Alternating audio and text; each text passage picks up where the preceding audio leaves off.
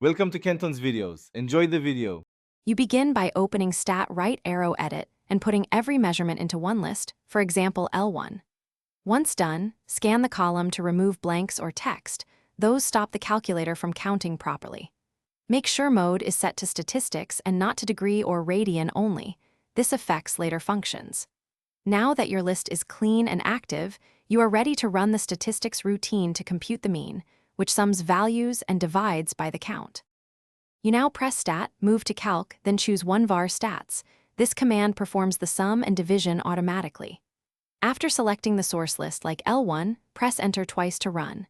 In the output, look for X bar, written or X with a bar. That is the mean value. If your data include frequency pairs, use the L2 frequency input, otherwise ignore it. This step gives you the numeric average and other useful diagnostics, such as sum and sample size. You finish by noting X and, if needed, storing it with stow right arrow vars for follow-up calculations. Make sure units match across your dataset. A mean mixes units incorrectly and misleads. If your mean seems off, check for hidden values, accidental entries like zeros or text, or an active frequency list.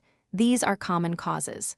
As a final tip, clear lists and repeat data entry slowly to confirm the same result. That isolates entry. Thanks for watching. Consider subscribing if we helped you.